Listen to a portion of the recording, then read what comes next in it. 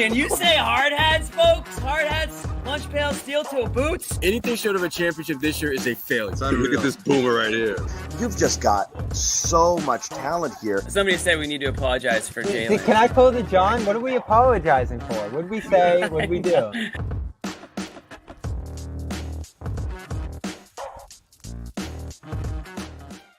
Check it out.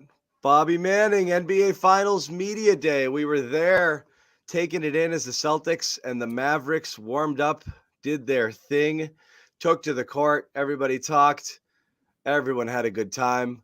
And we got some news and notes, but for the most part, it was just kind of like day one slice of the NBA Finals. CLNS crew there in full force with Bobby, Josue, Nick, the Boomer, Gelso, Amit, Richie, myself. It was a fun time. Joe Mazzulla shooting threes. Joe Mazzulla probably got more run than Porzingis, Brown, and Tatum for the portion that we were out there.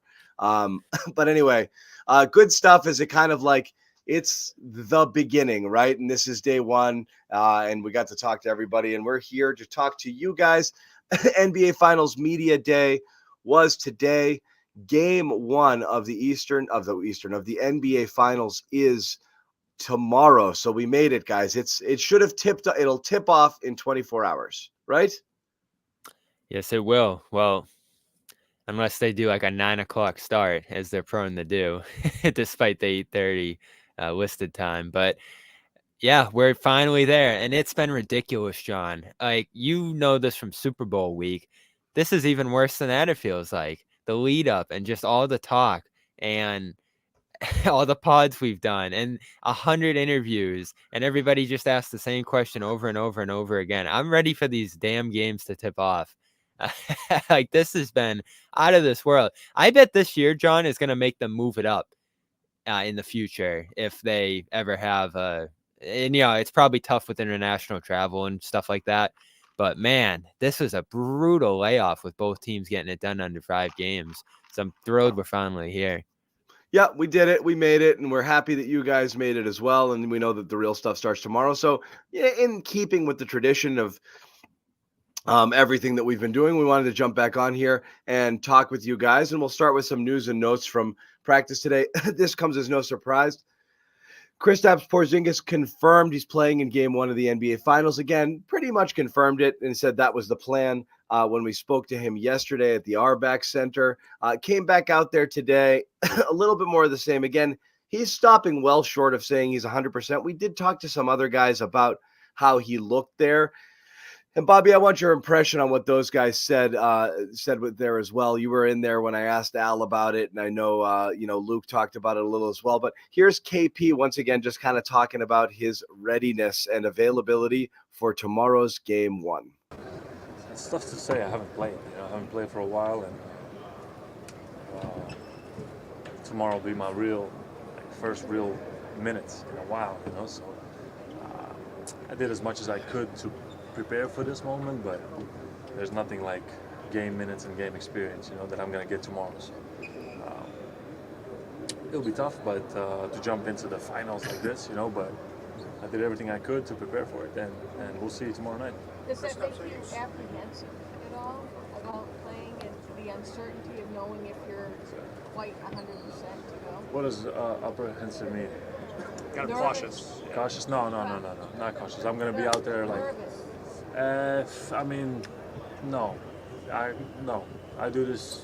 I've came back from multiple injuries. I've had these first games back. Of course, not at this stage, but at the end, it's just basketball. And of course, the intensity is a little bit higher, but I have to go out there and play like it's a basketball game and an important basketball game, and that's it. I don't need to think too much or just overthink out there. Just go out there and hoop. So first off, I want to ask who's the translator there that said apprehensive means cautious? It doesn't. It means a little bit fearful, anxious. She switched to nervous. She switched to nervous. That's fine. But yeah, I mean, there is a little bit of fear there. Now, my question to you, Bobby, and I don't want to spend the entire show reading into KP. I think everyone has reached the conclusion. Yeah, he's coming in less than 100%, whether it's less than 100% health or whether it's less than 100% conditioning. and or confidence there. But that's kind of my question to you. How much is confidence versus like, I don't know what I can do because I haven't tried yet, versus knowing I'm not there? You know, like, which one do you think is more in his head right now? It's definitely I'm not there. Like personally, not having the reps, not having everything he wants to do to be able to prepare and ramp up for an NBA Finals series. And he talked a little bit about there that he's done this before, but not at this level. And so there's certainly environment factor here. Like, I wonder, would he be saying all this if he was coming back into the second round? There's probably more of an ability to feel things out and less pressure in that situation to come back and play it. Because obviously it's make or break now, and you're going to be called on to play much more minutes and greater minutes against the opposing team starters, all the stuff we talked about yesterday. So you came up with that here yesterday, John, that this is more mental conditioning, his own preparedness personally, rather than anything stemming from the actual physical injury here, because he's not even on the injury report anymore. So there's clearly nothing medical here that he's on edge about. It doesn't even seem like there's a question about his ability physically. That's the thing, is like, from my perspective, if the only thing dusting off here is rust, health is not an issue. He's fine. He's just not sure because he hasn't gone full tilt and has to go from 0 to 100 fast. And it just isn't sure how he's going to be able to compete at this level, almost kind of like, well, I missed 6 weeks and I'm just thrust right into it. Apprehension over performance is different than apprehension over how is my body, like, is my injury healed enough for me to go out there and put myself on the line like this? That's what I'm not sure what he's worried about. Totally natural to be like, I don't know how I'm going to be because I got to jump in and play in the NBA freaking finals after being off for 6 weeks. That's fine. That could be a feeling you have if you just had like a stomach ache or something, like you just whatever. And it's better, right? Because I don't think there's going to be better. That's better than I'm not right. They're saying I'm right, but I know I'm not. So I don't know what's going to happen or how my body's going to react. I don't know if he's reacting to injury or rust. Rust is much better. Yeah, and that's what Joe... The greatest con of all time in the first apology cam in the history of Zannis, he comes out and he just starts doing everything and just looks over and winks like, yeah, I fucking fooled you guys. Hold on. Great. There you go. It's not happening right now. We'll see. We'll see. So get it off the screen. It's all right. So we'll see. But that would make me feel better if it's simply yeah, man, I don't know. I haven't played ball at this level in a while, but I'm okay. I wish he would have said something along those lines, like, the leg is fine. I'm good. I can move. I can spring. I can do all the things I was doing before. I'm moving well. I feel great. Like, if he'd said that to allay some concerns, you'd feel better about it. But he didn't say that. He just said, I've done everything I could possibly do to this point, meaning I did the rehab. I'm as ready as I'm going to be at this point, and let's go. So that's kind of Joe used that word rust specifically is the main thing they're looking at here. And if it's rust, I don't care. Yeah, if it's rust in game shape, that's fine. You'll live with that. If he's just physically limited, like I said, you mentioned OG. I'm not comparing the two injuries, but we mentioned OG being so obviously physically limited to the point that 1-2 trips down the court, you're like, he doesn't have it. If Porzingis is so physically limited, he's getting smoked on lobs. He can't get any lift on any of his shots and this and that. And it's evident. You'll be like, uh-oh, that's a different story. Then you're talking about whether he's playable, period, as opposed to, okay, he's not in game shape yet, but he can go out there and give you 5 good minutes right now and then take a breather and then back out here. So, yeah, that would be great. Yeah, and that means there's no physical minutes limit, which makes sense because we keep asking about that and what the plan is medically, and Joe doesn't have the answer, and Kristaps today didn't have the answer on that in terms of whether there would be some specific minutes limit or something like that. So if there isn't one, you would think there would be one, one day before the game. You think they'd have that planned out by this point. So there might not be one at this point. It might just be full go for as long as you can go, for as long as you can play well. And that still enters the concern I had yesterday of, does Joe have the right feel for he has it, he doesn't, who should close, when should he play against who, those sort of things. Because I think it is a little different integrating a guy like that to this position. But according to Joe, in the times we've talked to him so far, it's just full go. Yeah, you go in there, you know how to play. Kristaps said the same thing that Joe said previously today in terms of, I've played basketball my whole life. I know how to do this. I've come back from injuries. It's not any different other than the environment here. So it's good news, certainly. And we didn't see a ton of him today. Looked like he was trying to shoot off each leg and get a feel for that as practice was beginning. We'll see what Joe says in terms of how this practice went today and what they actually were able to do here. But I did talk to Luke for a little bit about just what those practices looked like, the higher intensity ones that he was able to go through. And it was, defense. It was getting up and down the court more often. Yeah. It was just putting him in those positions, the physical positions that he hadn't been in previously. I got a Luke bite. Let's put it up and see if it's what you're talking about.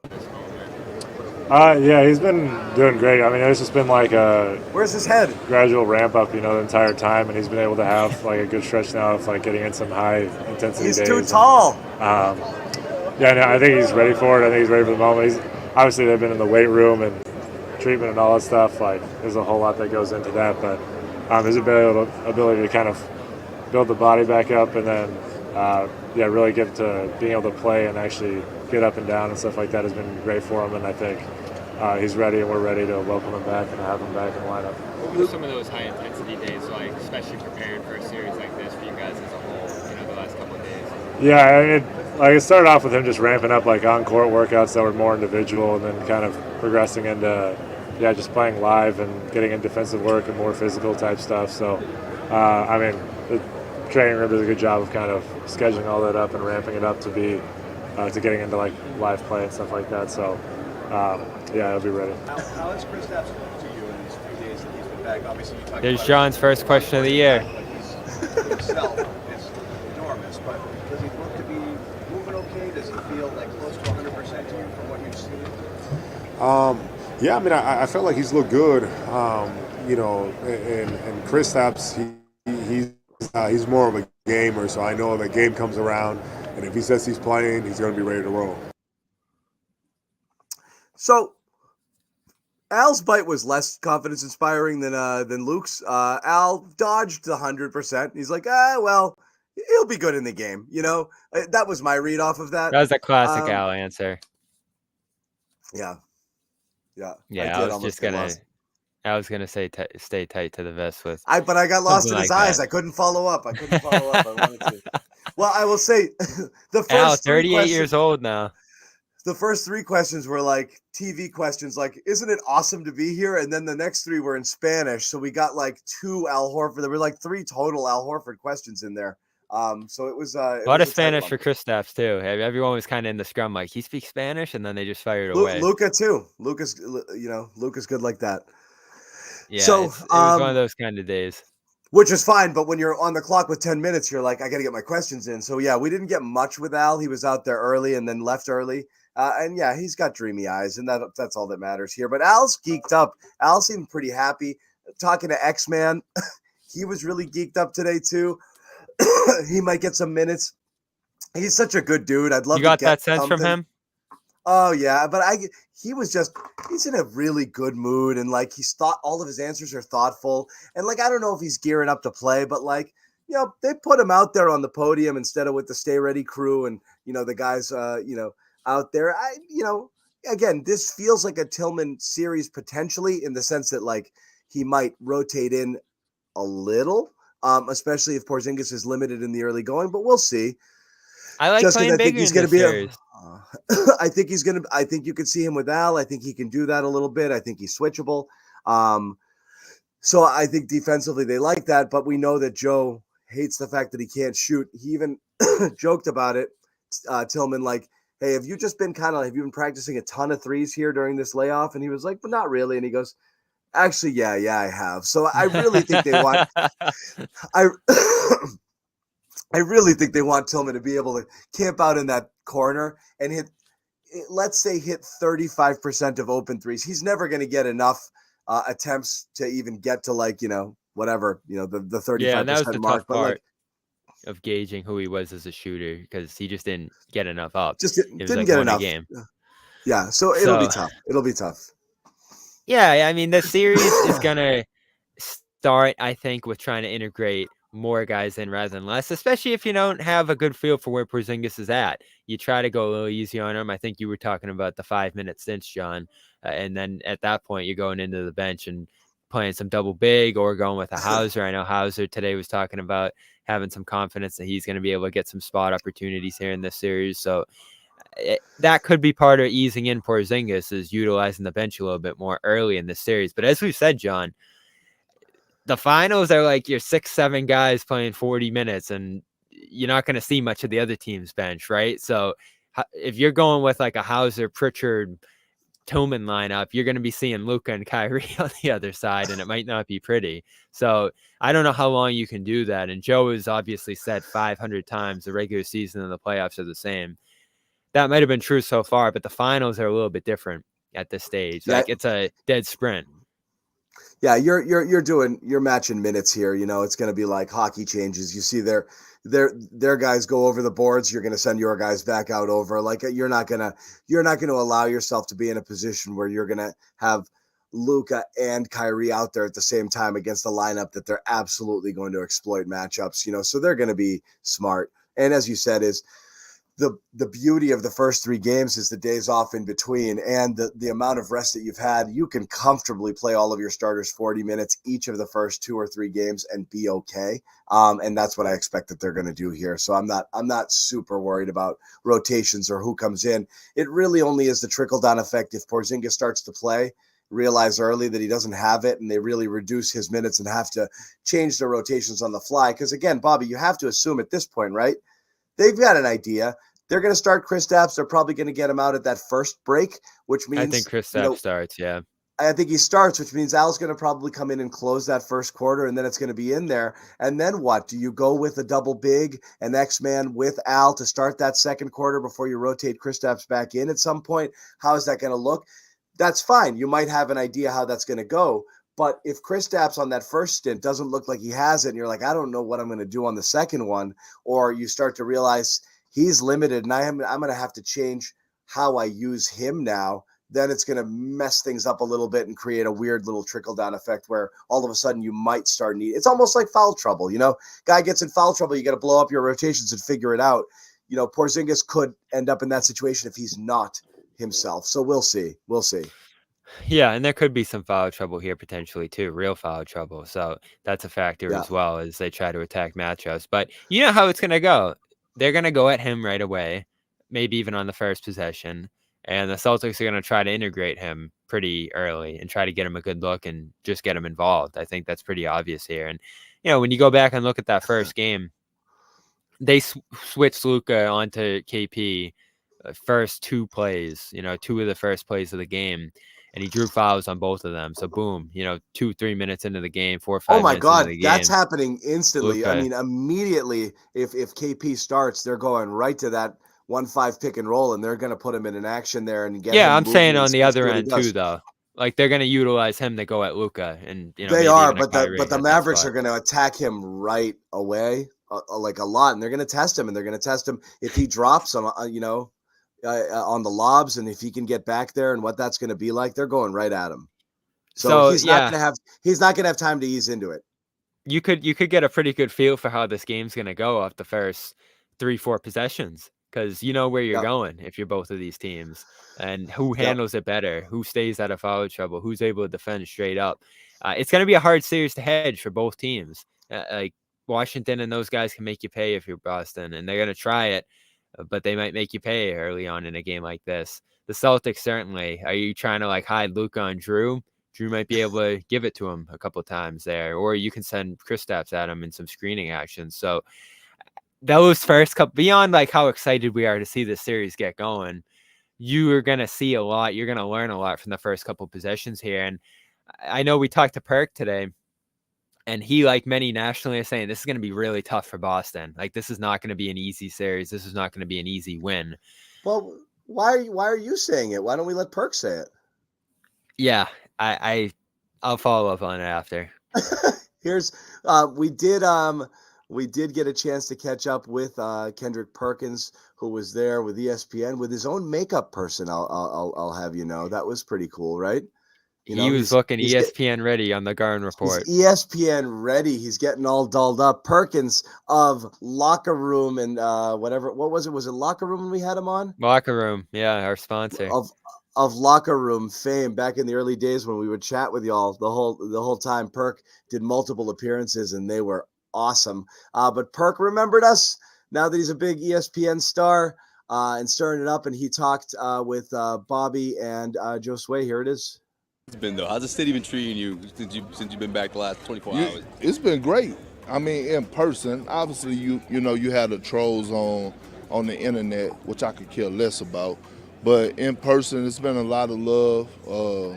You know, I'm staying at the Encore, great casino, great restaurant. I ate good. I had a great time. I've been having a great time.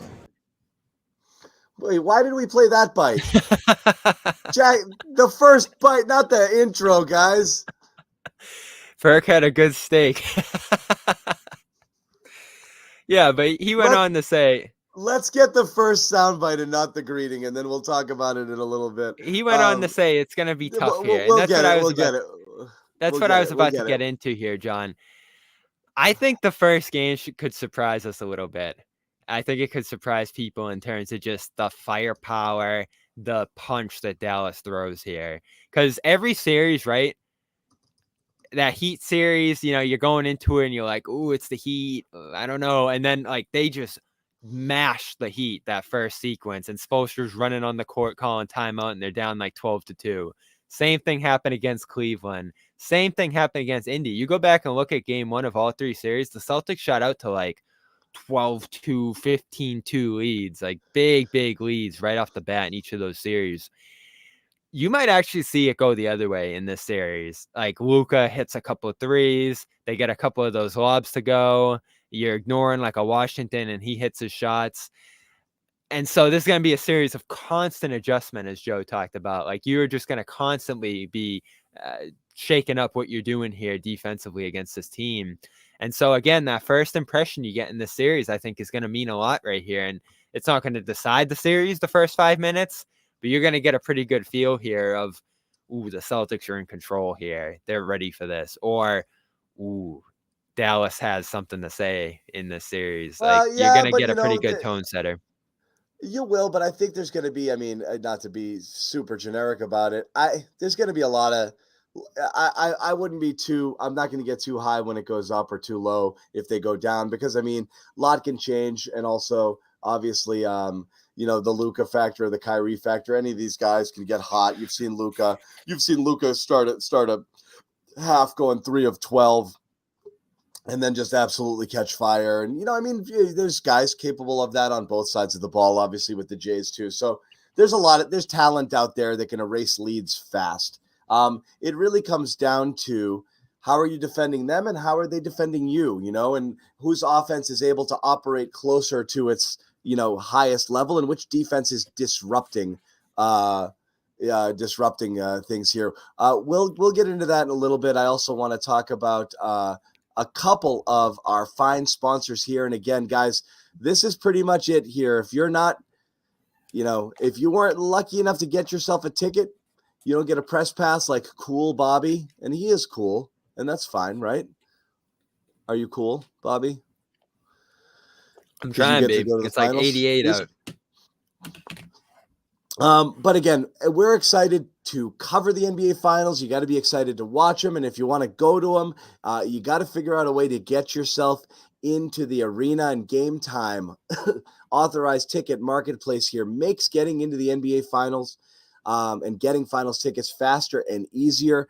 As you probably know by now, the Game Time app prices go down the closer it gets to tip off. So you really want to keep an eye there and see, you might be able to catch a killer last minute deal there.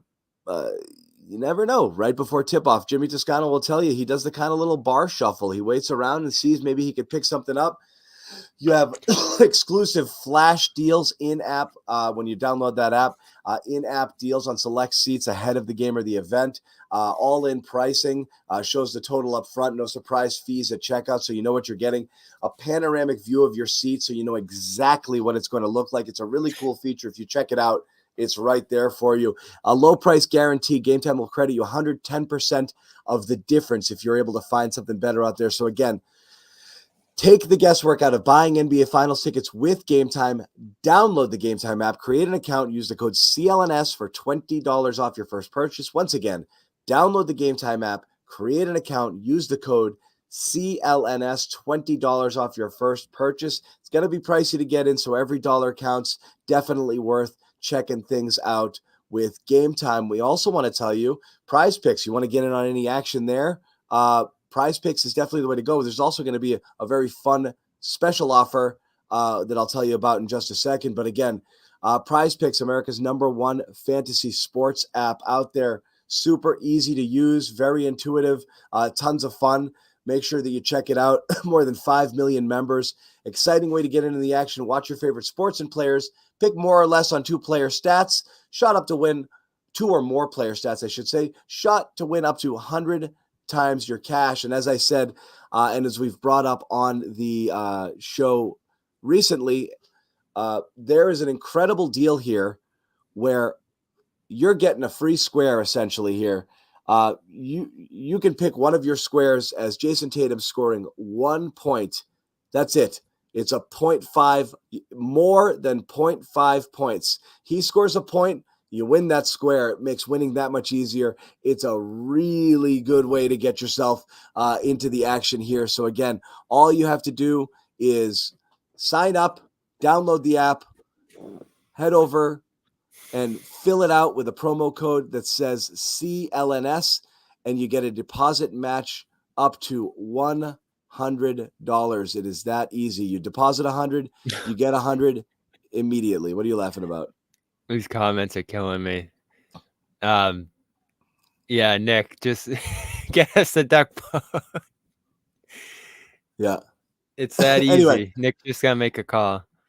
Nick's just got to make a call. That's all you have to do. So check it out. Sign up for Prize Picks today. Help support our sponsors by putting in that code CLNS for a $100 deposit match. Back to the series here and back to the perk bite. We're calling this the real perk bite. And here's Perk.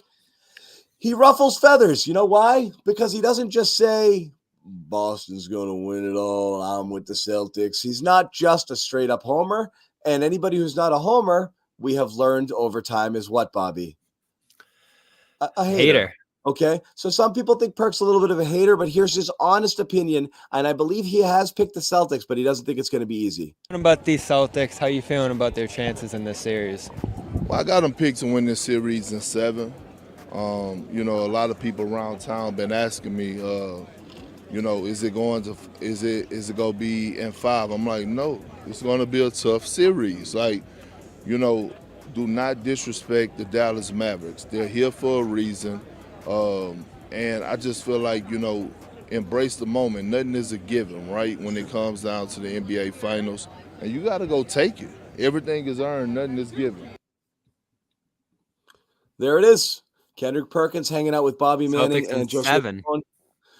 You can check out that full that full interview on our Celtics All Access channel. Please subscribe to that channel. Subscribe to our main channel. You can go either place to catch us live, and I'm sure many people are both places. Tons of content on both channels, press conferences, and all of our segments from the Garden with Bobby. You're going to see Nick Gelso in one, okay? So go check out Nick. He's on the Celtics All Access channel. Jumped up there. He wanted to show the record, to let the record show Nick Gelso is at the NBA Finals. The happiest guy in the world right now, hanging out, covering the finals with the rest of the CLNS crew, and it's going to be a lot of fun. So get back to it, Bobby. Which direction did you want to go in here before I got into the sponsor stuff? Yeah, Perk said Celtics in 7, and yeah, I don't agree. I have them in 6. I do think they'll be able to handle Dallas a little bit more manageably than that. But if it is a 7 at home with everything on the line, That's where you'd get a little nervous at that point. Right? I mean, you'll have lost 3 games at that point.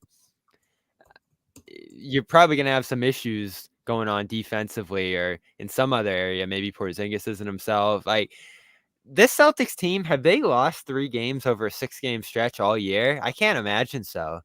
So if you're going to a game 7 in this series, something went wrong, or Dallas just played so far over their head that they rattled off 3 victories over you. And all of a sudden, you're at home with that pressure, with the crowd maybe a little tense. You're playing a little tense in that case, depending on, how it goes the game before that. I wouldn't love that. If you're in a game 7 in Boston a couple weeks from now, I don't know, John. Would you be feeling good at that point? I mean, no, but I never feel good. I mean, like, I don't. You don't feel good right now? I do, but I think look, people will hate hearing this because it's going to sound like it's a dig, but it's not. The Celtics are better front runners. That being said, I know they've done well in the clutch here, but against lesser opponents who were somewhat limited. But they've played well in the clutch, which is great to see. But look, I like them out in front of the pack, just dropping the hammer on people, having the threes rain down, focusing in on defense, and just putting teams away. They did that a lot. I mean, you look at the ridiculous statistics. I don't have them in front of me, Bobby, but the amount of 20-point leads this team built up all season. I mean, that's what they did. They just came at you so hard and fast, so many different ways. And all of a sudden, sometimes you'd feel that you were in a game and then you were down 22 points and you're like, what happened? So when they kind of, just drop the hammer on people is really where they go. I don't want to see them in battles and in wars. I mean, recent success notwithstanding, I like them when they're running out ahead of the pack and getting their shots and everything's kind of flowing and falling. I don't want to see them tighten up. I don't want to see them going ISO. I don't want to see Tatum trying to match Luka, putting the ball in his hands and letting him do it. He's not the same guy. He can't do what Luka can do offensively in that regard, controlling every single aspect of things. I want to see them play their team game, build those leads, make other teams chase them, and then just be able to hold them off. And I'd rather see that. But I don't know exactly how it's going to go because, again, there's so much with the KP factor. I'll ask you this, though. What's your biggest fear for the Celtics here in the finals? Like, what's your nightmare scenario? Like, if this happens, oh, man, this is going to throw the whole thing. And Porzingis is an easy one, so let's skip that. Porzingis not being right and or, literally just playing himself off the floor and not being able to compete is the biggest fear. But beyond that, just in terms of how the Celtics play and how they approach this. I think it's the shots turning off because in this series, you're going up against the Shooting Dallas variance, team that shot the second most threes in the NBA, out of their attempts. So they're a team that gets up as many threes as you fairly easily. They get them up in a different way. I know Jared was on Celtics Beat talking about that. Like, you might be going around a screen closer to half court.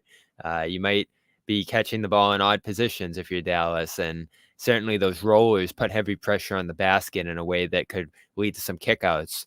You're going to probably be ignoring one of those shooters. So that opens the door to a wide open shooter maybe getting going in this series. So yeah, the shooting thing always scares you, and not to boil it down to make shots, miss shots, but your reliance on the 3 in this series is going to be interesting to watch because you haven't gone to the post as much in the playoffs. It feels like you haven't had that Porzingis factor in there. So is he able to get going, to go back to that concern that you have here in this series? But to me, it is, what are you looking like if your shooting turns off a little bit in a couple of these games? Because particularly in the isolation, I'm going to be watching Dallas's defense, John.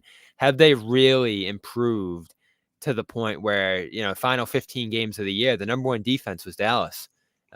Playoffs, I think they're in the top 5, 6 of defenses out of the playoff teams.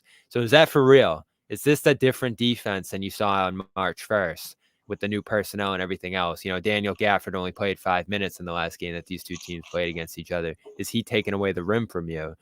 Those kind of things you're looking at here, and you're saying, are the Celtics going to go through some stagnant periods here in this series? Because, let's look at the points per game here, the offensive average. Beyond what we're talking about here, John, with like the increased physicality that they've allowed in the second half of the year, the Celtics have kind of slid down just a little bit efficiency wise into the playoffs. It feels like, they're hovering around the same points per 100, but it's 122 in the regular season.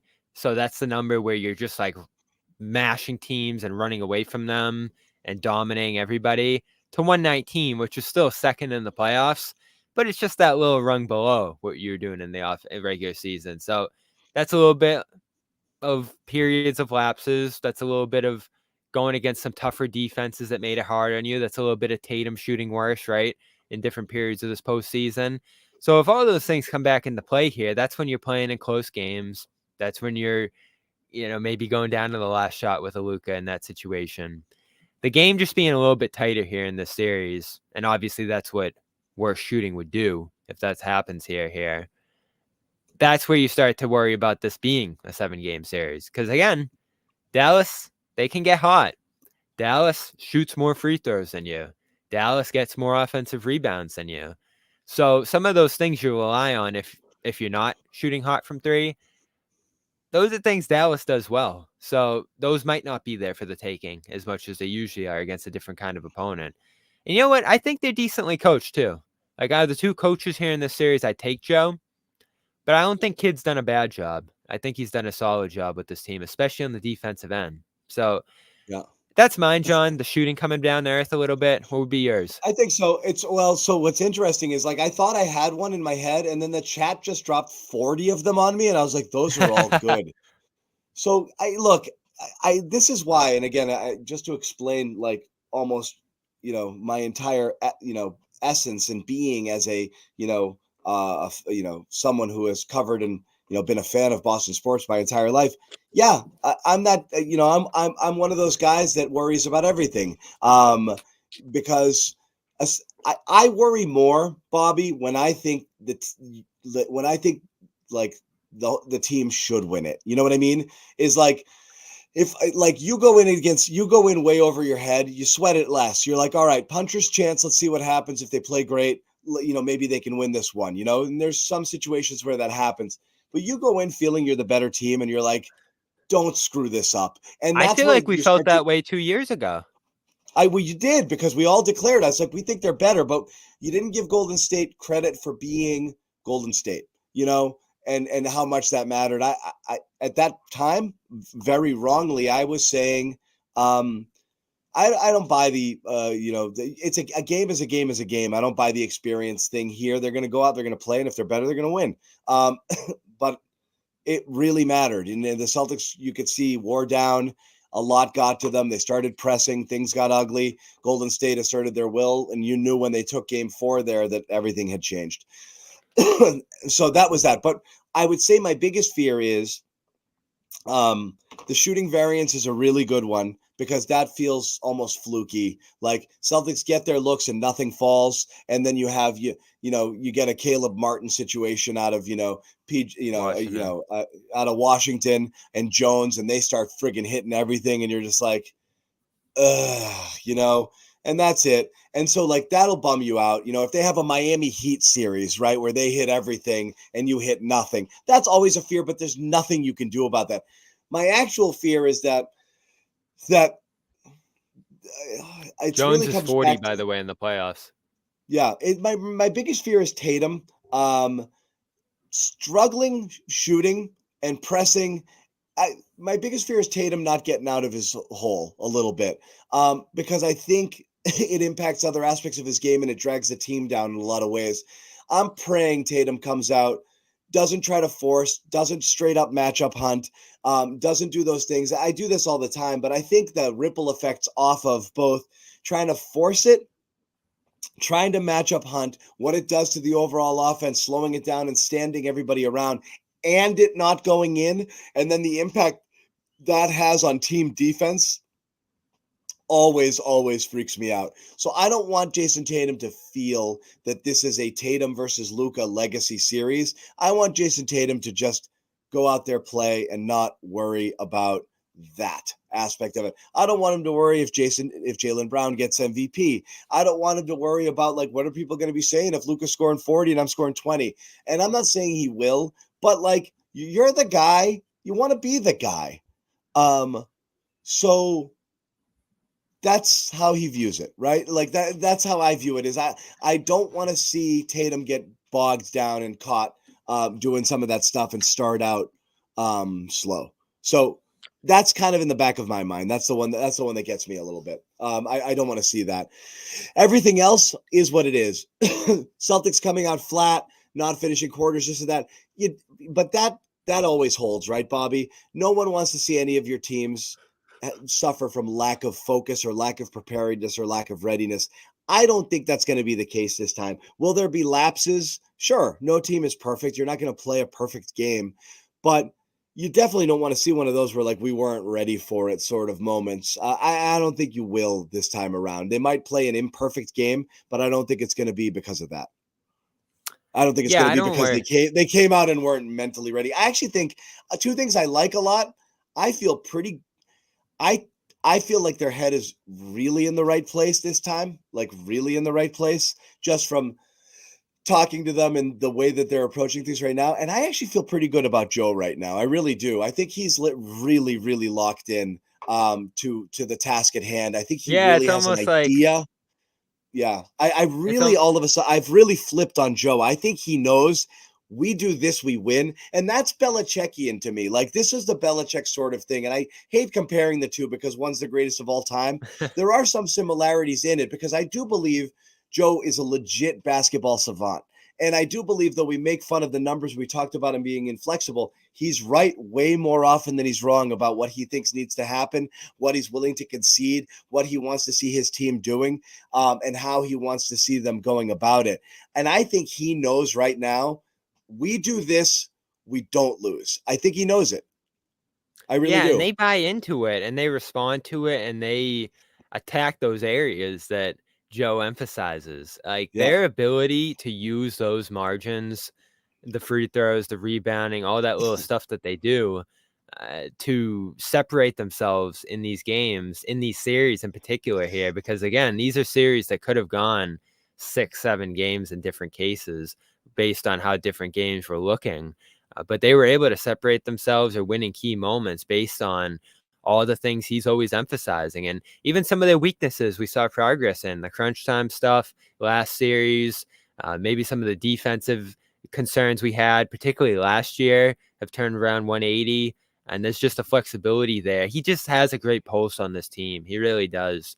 And, you're wondering the matchup here against Kidd, what kind of things is Kidd going to be able to fire up to disrupt Tatum? That still is probably the one area where you look at Joe and say, all right, like, can you get Tatum going? Can you get him easier looks? Can you just get him out of some of these shooting struggles he's been in? But to Joe's credit, he keeps drilling that it's not about Tatum shooting. We're going to win this as a team. We're going to do all the little things and make the right reads and find the right guys in their spots to succeed. And if Tatum's doing all the other stuff while shooting 40%, you're still going to win. That's held true in pretty much every series to this point, except the last one where he definitely was able to get going. But again, that's the matchup.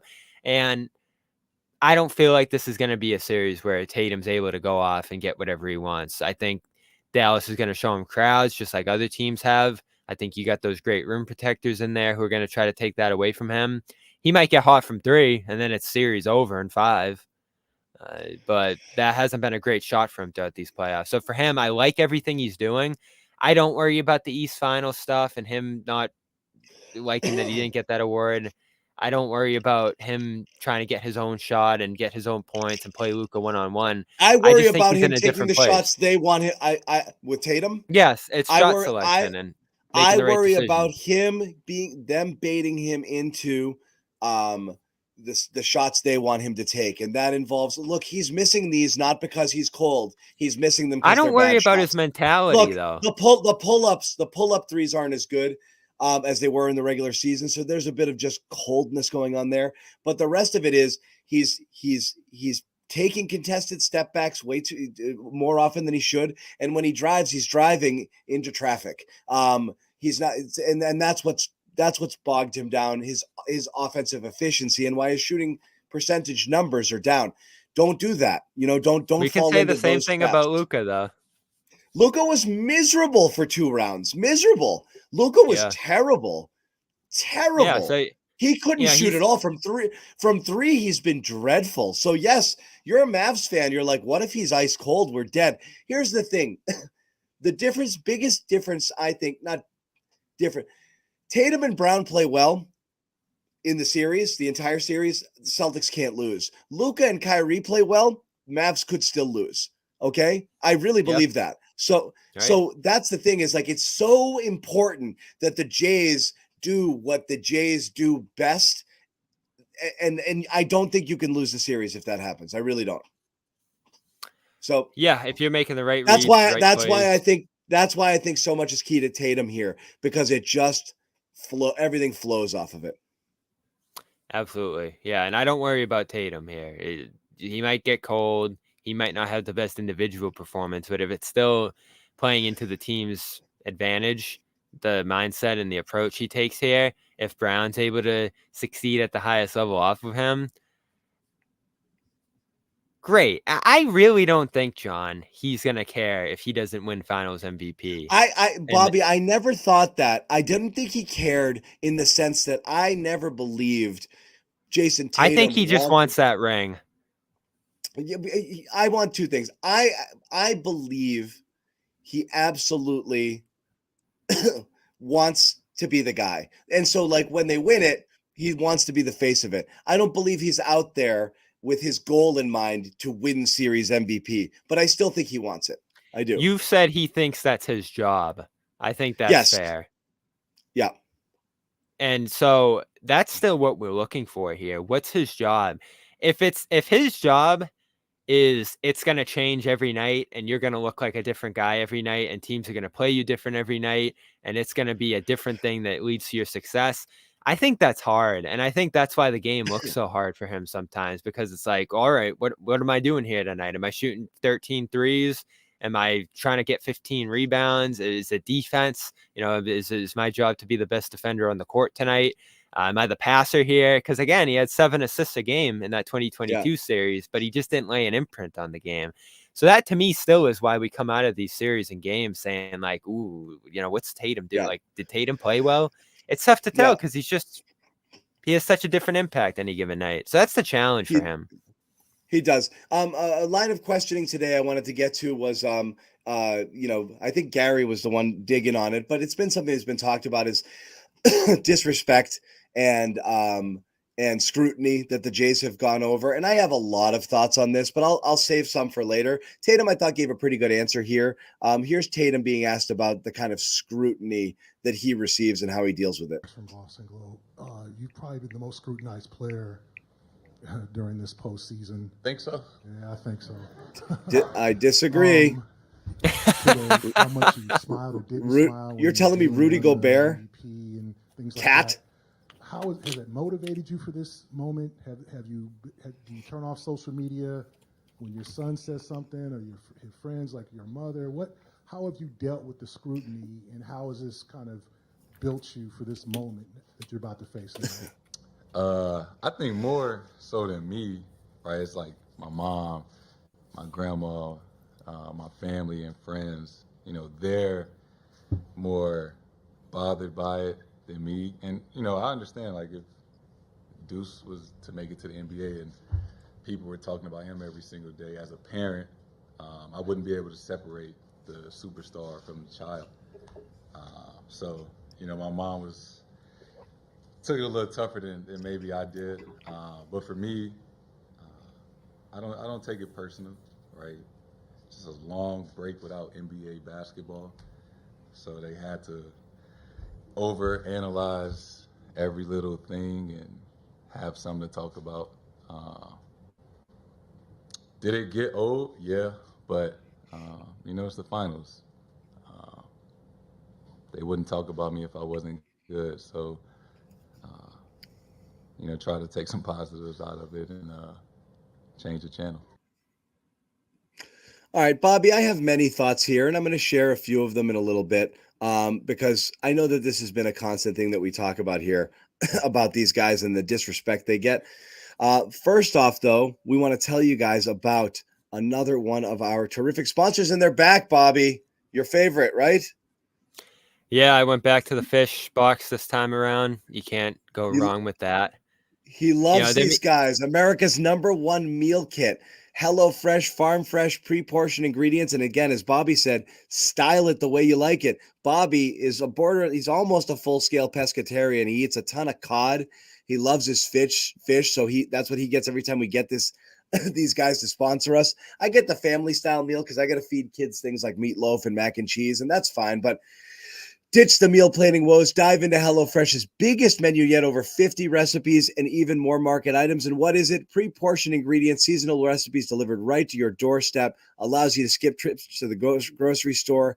Count on HelloFresh to make home cooking easy, fun, and affordable. And again, you're not paying restaurant prices for these things, but you're getting a restaurant quality meal. Super easy, kid-friendly stuff. You can savor tastes of the summer. Seasonal produce picked at peak ripeness, delivered straight from the farm to your door in less than a week. And as we said, Bobby likes his fish. Sherrod loves his meatloaf. I like to mix it up. Every time I see something in there that might have a little bit of an Asian flair, I kind of get into that. So that's kind of my jam. But you can really do anything you want. You can switch in and out your proteins and whatever you want. So again, go to HelloFresh.com/ what does it say? Garden apps? Garden apps, because they're gonna throw in an appetizer. to Free be apps bartender. for life. Oh my goodness. Look at that. HelloFresh.com/garden apps, GARDENAPPS, for free appetizers for life. That means before Bobby, it was breakfast. Now it's appetizers. A single appetizer item per box while your subscription is active, which means no matter what, you're getting some extra free food in your meal box. Free appetizers for life at HelloFresh.com/garden apps. So go check it out. Once again, America's #1 meal kit, doing work for you with HelloFresh. Bobby, I'm going back to this question here about, are these guys disrespected? Look, I don't know if they're I think that this is like a fan created thing, and it exists in every market. And you follow a team and you hear people say things other than your guys are the greatest, and everybody thinks that their guys are the most disrespected. In every market, people are having this conversation too. They all are, because everybody thinks everybody hates their guys. And if anybody says anything critical, then it's disrespect. I've never understood it with these guys in my life. And I've also I don't know what people talk about disrespect more than these guys. And I've never seen it. Jason Tatum's all NBA first team, 3 years running, 5th in MVP voting, 6th in MVP voting. That's not disrespect. Jaylen Brown, 16th overall this year, second team all NBA next year. You average those together, Jaylen Brown is somewhere between, in people's eyes, in the voters' eyes, based off of his accolades, Eastern Conference Finals MVP, 3-time All-Star, based off his accolades, he's no worse than like the 12th to the 20th best player in the NBA. Are either of those things remotely insulting? Like, just because somebody somewhere says Jaylen Brown's overrated or craps on his contract doesn't mean you're being disrespected. You got to take a step back and look at that. These guys have been kind of certainly locally treated with kid gloves. There's a lot of expectation on them, and the further they go in their career, a bit of pressure. I've never quite gotten the disrespect and scrutiny, but hey, whatever gets you to, motivates you and gets you to play harder, that's great. I've just never fully get it. I don't think disrespect's the right word, because certainly I don't think either of these guys get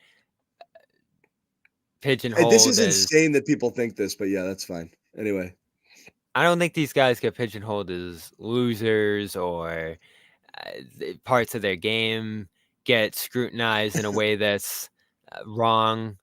Brown certainly, I think, received excessive criticism last summer, especially for the left hand stuff. And, Tatum, I think, could be ranked low relative to the other stars. Is Brown better than the 14th, 15th, 16th best player in the NBA? Like, let's say he made it as the 14th best player. Is that a fair ranking? It's a pretty fair ranking. I think where he got voted is fair. It could have. What been I'm saying is, 14th or let's say he just makes it. Yeah, it's fair. Like, disrespect would be everyone left him off the ballot. That's disrespect. Disrespect if he should have been first team and he doesn't make it. it's not disrespect if you just narrowly miss something. Like, it's about where you would expect him to be, give or take. It's not disrespect. They're using the wrong word here. Like, I don't think they're disrespected. And I think the national narrative with the Celtics is straight up boredom. Like, they've been the best team all year long. You watch them futz around with some lesser competition and say, you know what? I think they're soft. That's garbage, bullshit TV stuff. And it's also not everyone picking them. It's a small group of people picking them, a vocal minority. The majority of people are picking the Celtics because they should be the favorites. They've been the best team all year. It's just boring. Yeah, and I think they've collectively been scrutinized in a way that's excessive here, and some of it's paying for their past mistakes, right? Because 2 years ago, you're still talking about that. It's a different team, different roster, but certainly these two guys came up short in different ways during that run, especially when you had a golden opportunity to win it then. And Jason even talked about that today. Like, I didn't love the fact that I had to lose that one if that's what it's going to take to win this one, because that certainly was there for the taking, right? And then we're talking about these guys, or maybe even that core at that point, winning a second championship at this point. But here's the thing, and here's where the conversation flips, okay? And this is where everyone's got to chill because you're going to miss it. Like, hold on one second. Tatum and Brown have gotten a lot of credit for being successful. Everything is about youngest players to this, 5 conference finals, 6 conference finals, blah, blah, blah, and this and that. There's been a lot of, they get credit for coming close. Most people don't, okay? If they lose this year, the conversation around these guys is what, if you guys think it's disrespect now, earmuffs, okay? They lose these finals after the Celtics put together a team to surround them with more talent because the front office felt they couldn't get by with what they had before, and they lose to a 2-man team, Luka and Kyrie with role players. Say goodnight to respect, and you'll be chasing it the rest of their careers until they win one. This is the year it turns on the Jays. They have to win, or else the narrative, guys, I'm sorry, you thought it was disrespect before. It's going to get crazy. But they do win it this year. Everything changes. They're cemented. Everybody eases off. So much is riding on this. I'm sorry. They've gotten a lot of personal accolades to this point. They are nationally respected. Very much so. Doesn't mean you're not going to have some detractors, but they lose this year. It is going to be grisly. So yes, there is where the pressure comes. And there is where you're going to call it disrespect or not. People are going to make a big, big deal about it. They are. Yeah, and that's where I have a tough time grappling with it a little bit because those expectations are certainly fair. But to this point, have they done anything to scare you? Have they done anything that makes you think like, ooh, they might not do this? To this point, they're 12-2 in the playoffs. It's not. They should win. I'm picking them to win. I think they're the better team. So that's where by a considerable margin, which is why, again, like, I'm not going to call it a choke job, but it's going to, if you lose with this team against this opponent, then people are going to be like, I don't have faith in these guys that they're ever going to win, you know? So I was curious what their reaction's been to the coverage because it's been tough, John. Like, I think you can agree with that. It's been a little nationally, it's been a little strong. The concerns, the panic, the criticism. And again, I'm far from my fan days, John. This isn't me fanning out right here. Like, I'm just watching the stuff people say about this team every day nationally. And I'm like, really? Like, this team that won the East by 15 games and is 12-2 in the play, like, there's huge concerns about this group. I'll tell you this, okay? We've done it before. You saw an Atlanta Hawks team a few years back put up a terrific record, and people say, like, I don't know. I'm not sure if they're all that good. And then they lost. You saw but they Phoenix didn't make the finals. They didn't. Phoenix did and lost. And what do you say about them? I don't know if they've got it either. You know what I mean? Is like, it's easy to knock down the top team. People said it about the Ravens this year, and then they lost, you know, in football. You see it all the time. A team looks dominant, and you're like, yeah, but I haven't seen them do it on the biggest stage. And until I do, I'm dubious. And that's what you have around the Celtics. Plus, boredom. and recency bias. Dallas, again, looked really good down the back half of down the stretch in the regular season. Second only to the Celtics in the last 35 games or since February or whatever. And then they looked good in the playoffs, dispatching 3 high-quality opponents where the Celtics had 3 cupcakes. So it is different, and that's why everybody's grabbing on it. It's just what's happened recently. If you ask somebody before the playoffs started, who's better, the Celtics or the Mavs, they'd be laughing about that, even be asked that question. A lot of it has to do with recency bias and general boredom. Yeah, I think that's where it stems from. And if you want to say, as many have, that they haven't been tested yet, I disagree, but you can make that case, certainly, that they haven't gone against a fully loaded team. That's a fact. They haven't gone against an opposing star for the entirety of the series. That's a fact. And that this will be their biggest challenge by far, as Perk said there, right? I think Perk's commentary, the brief one he gave us there, was 100% fair. I just think when it grows to an extreme, like the Mavs are clear favorites here, or the Celtics just aren't ready for this and stuff like that. Like, that's where it just gets a little silly to me. And so if that's what you want to call disrespect here, I think that's fair. If you want to fall back on Brown and Tatum's past disappointments, I think that's fair because we just haven't seen them yet at this level yet. See if they're capable of changing what's happened. But all we have in front of us with this team, with what they've done in 23-24, is the record so far, the net rating so far, their offense and defense so far. And to me, it all passes. I don't have concerns about them losing this series. And maybe I'm overconfident in them. Maybe I should be a little bit more respectful of Dallas. Maybe I should be a little bit more nervous that this team and their past slip-ups and their past issues could come back to haunt them. But I just haven't seen enough evidence of it this year, John. And I was on here every day last season saying, this isn't right. This defense isn't right. This team's not right. They have some issues here, and it's worse than it looks on paper. Every round of these playoffs so far, to me, they've checked the box. And I know that there were some easy series, if you want to call them that, and breaks that they caught. But every team that wins a championship gets those. And yes, you have to get it done here, and it's not going to be easy here. But I think they're more than capable of doing it. And in turn, John, if you want to say it this way, it would be a monumental all-time failure if they lose this series. I'll agree with that. Of course, barring like one of these two going down or something ridiculous like that. If they just straight up lose this series, I do think it's a massive failure, and the avalanche that will fall on them at that point will be deserved. And they'll have to eat it at that point, right? Like, I don't think any of them will be saying at that point, like, oh, they better not say at that point, oh, we had a great year and we learned a lot of stuff. But they're not underdogs, and most people are picking them. They're the third biggest finals favorite since the merger. They are. So they're the favorites. Like I said, it's better content. Guys, don't fall into the content trap. The guys at ESPN don't actually think the Mavericks are going to win. It's a content trap. You're falling for it. It's more interesting and provocative if they pick the upset because it's fun to talk about. They don't think it. Nobody thinks Dallas is better than we the have. Celtics. We are fair, John. I think me and you are fair.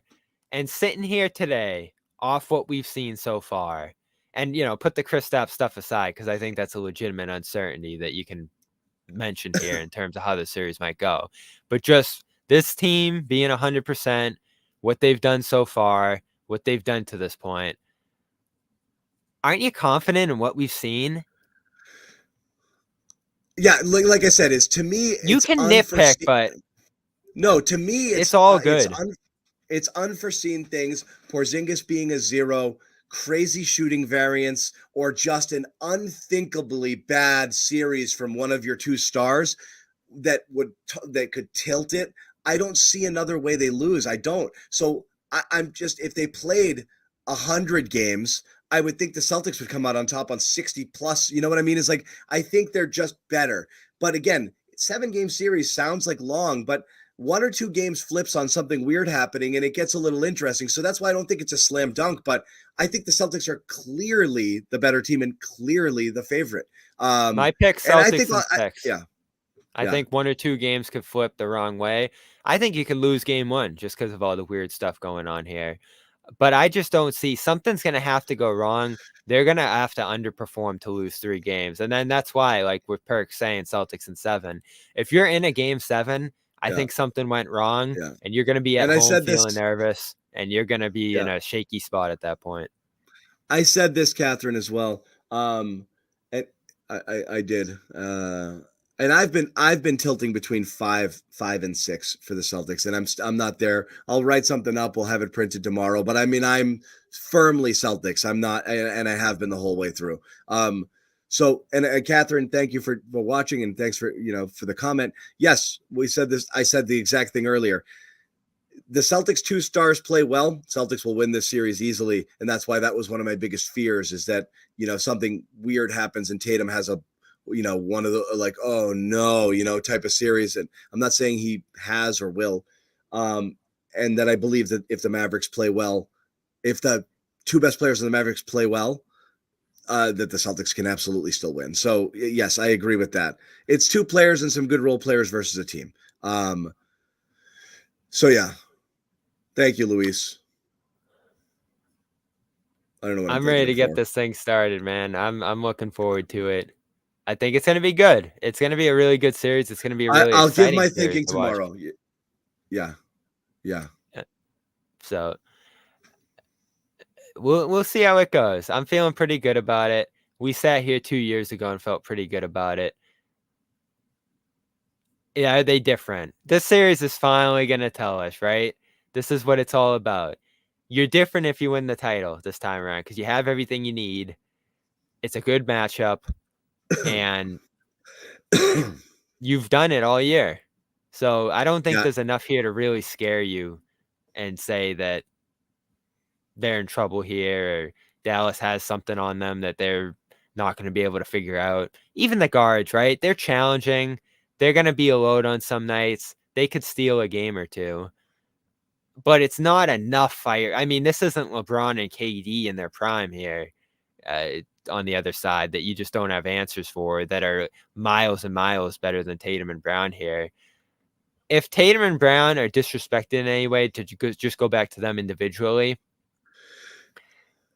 there's a real case Tatum's better than Luka.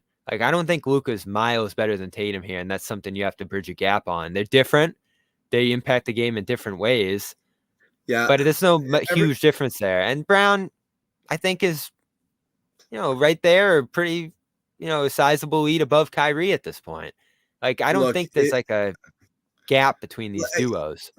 It's not. It's how you scale offense versus being able to do more things. We can't call, like, here's the problem, and everyone's getting mad at me again.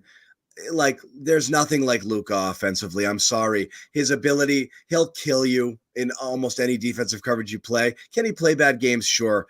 But you double him, he'll make the perfect pass. He can, his pull-up numbers this year were insane. Pull-up 3, just lights out. I mean, he scored 35 friggin' points. Guys, he's another world above most everyone else in the league offensively. Then it's, well, do you like the two-way aspect of Jalen and Jason, more because they play defense? Absolutely. That makes a big difference. And yeah, you've got guys on the Dallas side that you got to hide a little bit for sure. So yes, being a two-way player is a great thing, but like, look, Luka does everything offensively. And the difference between these guys is, he's that alpha star where when everything's going wrong, you just put the ball in his hands and say, save us. Tatum's not that guy. It isn't. It's just the reality of it. Tatum affects the game in a lot of different ways, but he's not a just give it to Tatum and everything will be all right sort of thing. He's like we said, he's working well as a screener. He works well, doing a bunch of different other things, making the hockey assist when he passes out of a double early when he recognizes that it's coming. Different types Mm-hmm. things. Luka's an assassin. Not that Tatum can't be, but they're different. So, but yes, Tatum can dominate a series in other ways, because of the defense. But Luka can pass. Look, he's big, he can do so many things. So it's Tatum's Tatum really got hurt because of his jump shot, last couple of years not being more deadly and being able to just get there. When he's getting to his spots and he's knocking down what he wants to go, you feel really good about that. But it's, again, Luka has had a miserable shooting series, and I think people are remembering a couple of games recently. He's been pretty bad, and Luka's also been hobbled, so we'll see what he's like too. He's battling like 7. He is on the injury report for game 1. He's battling like 7 injuries, so yeah. But again, Luka probable. Celtics clean injury report for tomorrow. Yep, clean injury report. So we're ready, and we are here, and we are, psyched at this point to get started. Celtics versus Mavs. We've done enough preview. We've done everything that we want to do here. The game is tomorrow, and that's it. Yeah, like I said, Celtics could drop this one. You've thrown the Porzingis uncertainty here. I think there's going to be a Mavs punch right away that knocks you back a little bit. Maybe there's a little rust here, 2 weeks. The length of this layoff just being that much longer than some of the others here. And just the height of this moment, the crowd, the atmosphere, those sort of things. You might get knocked back a little bit in game 1, and that might be good for you. You might need that early on to have a little bit of a wake-up call in this series. See what's going to work, right? Because, again, I don't think we're sitting here. I don't think Joe's sitting here right on this night, John, and saying, boom, here's the game plan. This is going to work. This is what's going to beat them, and straight shot to the win. There's going to be a lot of adjustments. There's going to be a lot of different things they have to try here to beat this team, and I think they're capable of it. But you have to feel it out to some degree. Look, these two teams just haven't seen each other enough. Yeah, Celtics can beat you in a lot of ways, and they're all there. It's again, you're playing a situation where your A game beats their A game, and so it's just whether you bring it. So yeah, it's fun. It's exciting. And you're right. They haven't seen each other. When they did play last, Celtics won by 28 points. That was post-trade deadline. It's the same roster you're seeing with Dallas, but they're playing totally differently. They had not put Jones and Gafford in the starting lineup at that point. And when they did, that kind of opened up a lot of things. Their defense got a lot better. Those guys were playing great. The lob threats there. You were getting a lot of action from Lively as well. Lively and Gafford have been great. The recipients of Luka's generosity. Did you see the crowd around Lively today? He had like Yeah. a Porzingis-sized crowd, the 20-year-old there. A lot of love. He was interesting too. I actually listened to him talk. I liked him. So, but yeah. And yeah. They're saying look, he's there's who pressure. Rob would be if he was healthy. Yeah. I'm I not like going him a that lot. far. I like him a lot. I really do. It's going to be fun. So again, we're there. We're probably going to do something tomorrow previewing the game. Follow us all on Twitter and Celtics CLNS for notifications. As always, subscribe to our YouTube channel. Give us a like. Share it. Start telling people. Finals are coming. We're ready. We're going to be down there. Most of us are going to be transmitting live from the Garden postgame. Bobby and I will be down there, as well as Sherrod and Josue. You might get a little Boomer report as Nick Gelso jumps in there as well. So we're going to be all hands on deck, Celtics CLNS. We are at the finals, and we will be there all the way through, sending a large contingency out to Dallas as well. And we are and should be hopefully your home of Celtics coverage all the way through the finals, hopefully on the way to Banner 18. We love you guys. We thank you for hanging out with us. As always, we can't wait to see you tomorrow. So everybody rest up. Big game tomorrow, okay? Get your sleep. A lot of time for a nap tomorrow, too. I think that's important. I'm going to nap tomorrow, Bobby. I'm telling you that, okay? Yeah, I'm probably just going to sleep in, but same thing. I can't sleep in. I got kids. Anyway, we'll see you guys tomorrow. Thank you guys for hanging out. Wait, Amit's got an outro for us, I think. No, he doesn't. He said he was going to work on an outro. He had a phenomenal game. Phenomenal. Forfeit's out. I think it's an auction. That did not sound like a chair. It was a freaking chair. It does sound like a chair.